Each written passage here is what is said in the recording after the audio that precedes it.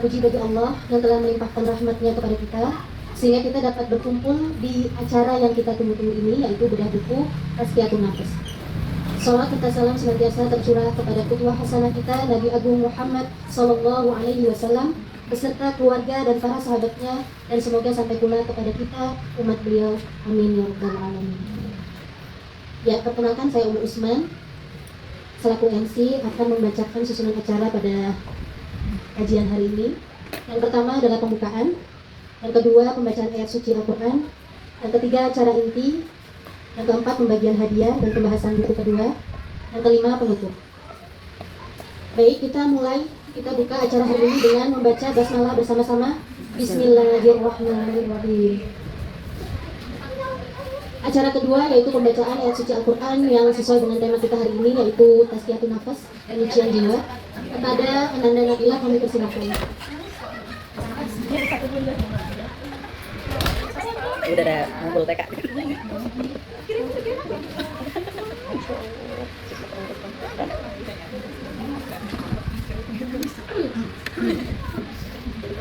Assalamualaikum warahmatullahi wabarakatuh. Waalaikumsalam.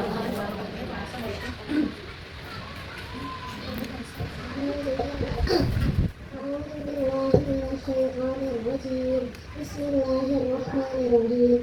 Asy-syamsu wa duhaha wal qamari idza talaha wan nahari idza jallaha wal laili idza yaghshaha was samaa'i wa ma banaha wal ardi wa ma tahaha.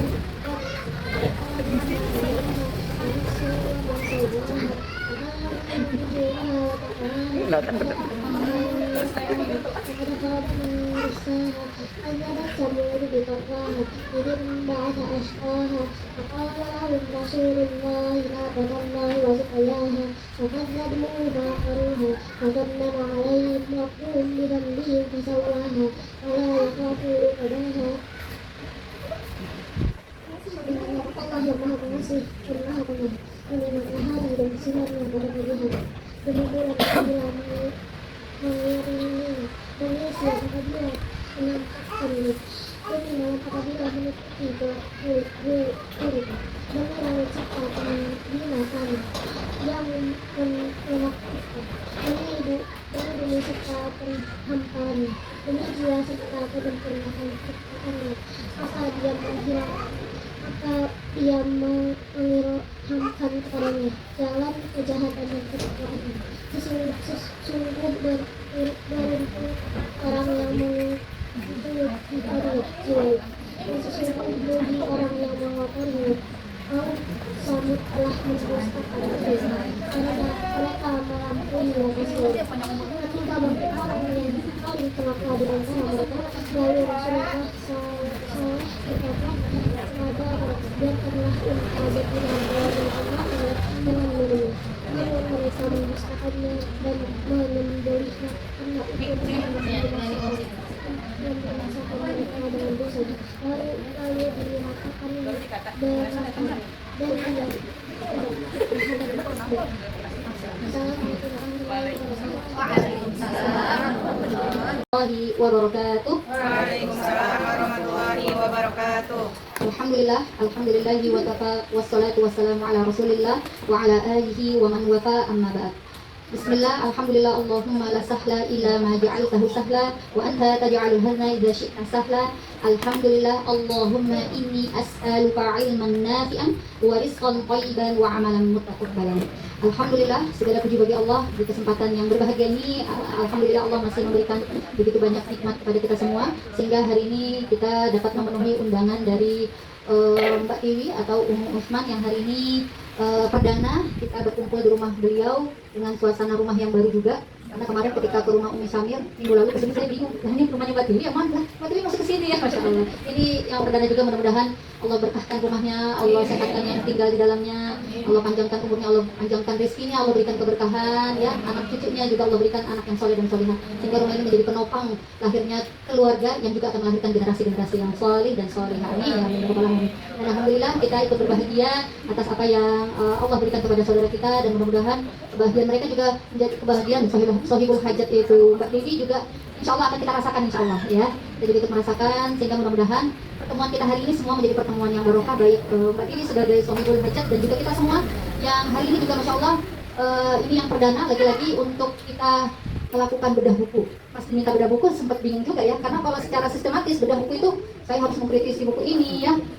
Kalau secara apa ya, ya Ustaz Ayun ya mungkin ini kalau bedah buku ini benar-benar harus secara ismu judulnya, penulisnya, penerbitnya, kebun halaman tebalnya ya, terus latar belakang penulis, konteks sosial segala macamnya harus dibedah. Kita mau yang apa ini bedahnya? Bedahnya bedah tipis-tipis, apa bedah dalam, apa bedah ringan? Ayo, maunya bedah apa? Bedahnya dalam, kalau aku cukup ya. Kalau dokter beroperasi aja, kita juga ketika ingin membuka kelas Ummahat kelas membaca itu ketika apa?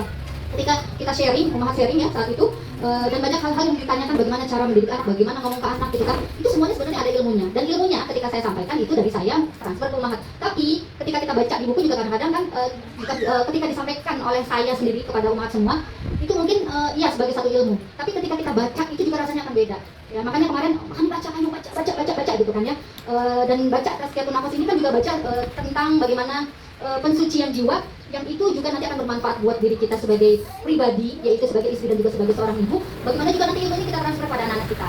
Jadi baca itu apa saja sebenarnya, apalagi menjadi sebuah kebutuhan kita sebenarnya ya. Jadi membaca itu harusnya yang sesuai dengan kebutuhan, karena buku itu banyak, kebutuhan kita banyak nggak?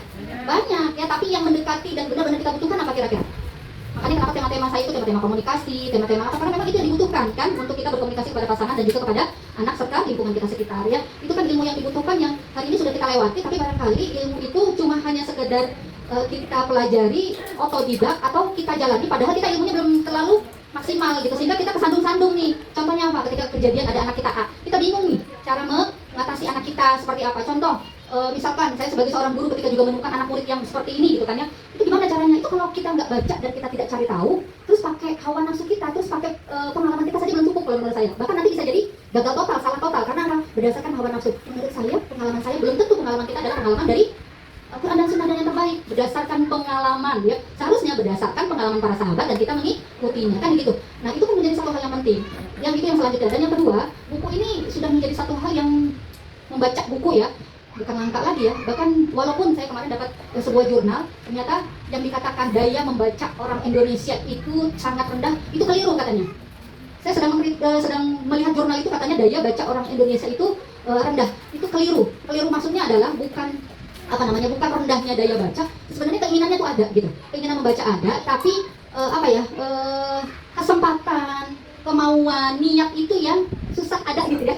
Keinginan mau nggak sih lu? Mau ya. Makanya tadi kenapa dibuat supaya keinginan itu bisa terrealisasi ya. Jadi membaca ini sangat banyak manfaatnya. Kalau kita lagi lihat para sahabat dan para ulama terdahulu itu akan lebih senang dikasih buku dan akan senang berhari-hari berjam-jam duduk di depan buku ya. Karena memang ini menjadi salah satu penyelamat gitu.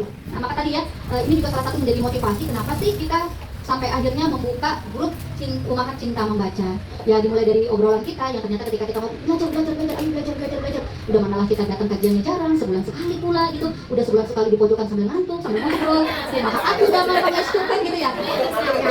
Yang mau tuh langsung nggak apa-apa, berarti hatinya hidup. Nggak apa-apa ya, udah mana di pojokan gitu kan ngantuk muak ya. Itu kan bisa maksimal.